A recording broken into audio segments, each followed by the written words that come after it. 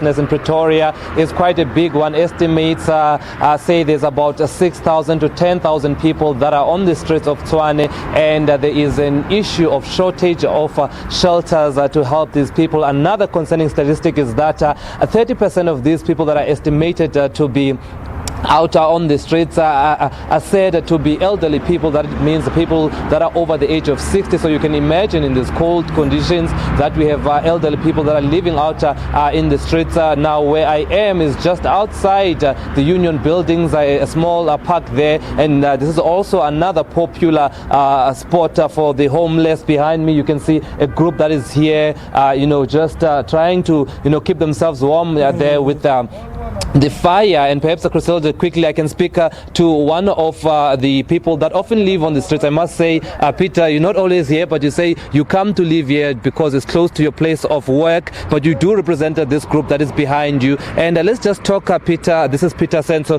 Can you just talk, what is it that you want to see from the city of Tshwane?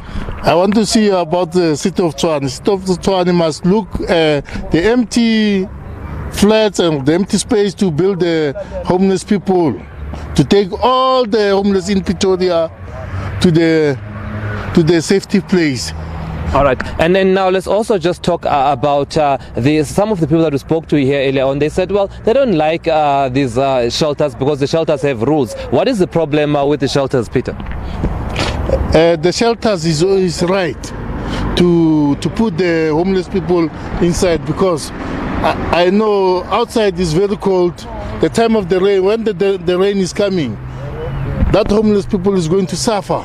But you also spoke about the issue of the rules. You want the rules to be relaxed in shelters so you can be able to continue doing your work, such as recycling? Yeah, those people must get you must make the nice rules, because those people are going 6 o'clock to 6 o'clock to go out to make recycling. When he came back, he came around 3 or 4 o'clock inside the homeless people.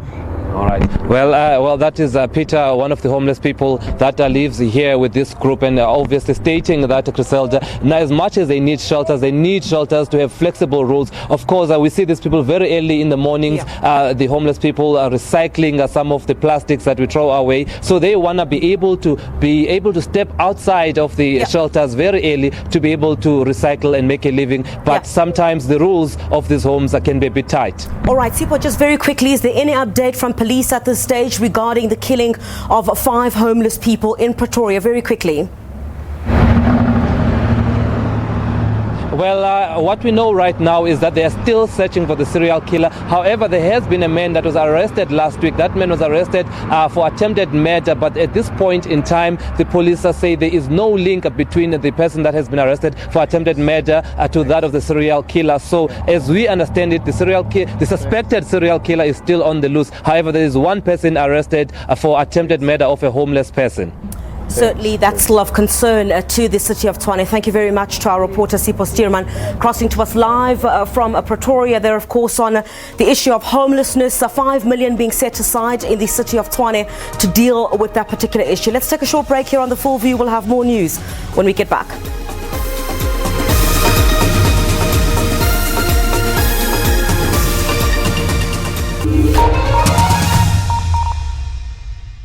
Mama, tell me a story. My child, I have a great story to tell you. Although we come from humble beginnings, we've done legendary things. South Africa have won the 1996 African Cup of Nations. Our lands are full of wonders.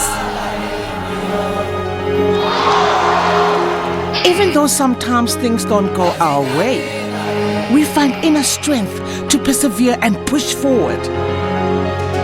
We dress up for the occasion. Oh, how we love to dance and sing. We've seen our fair share of victories and disappointments. But we thrive when we are together.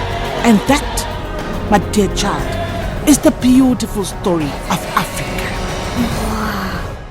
SABC is the official broadcaster of AFCON 2019, Africa's beautiful story. SABC News continues to gauge our democracy throughout 2019 by highlighting the successes, failures, and challenges.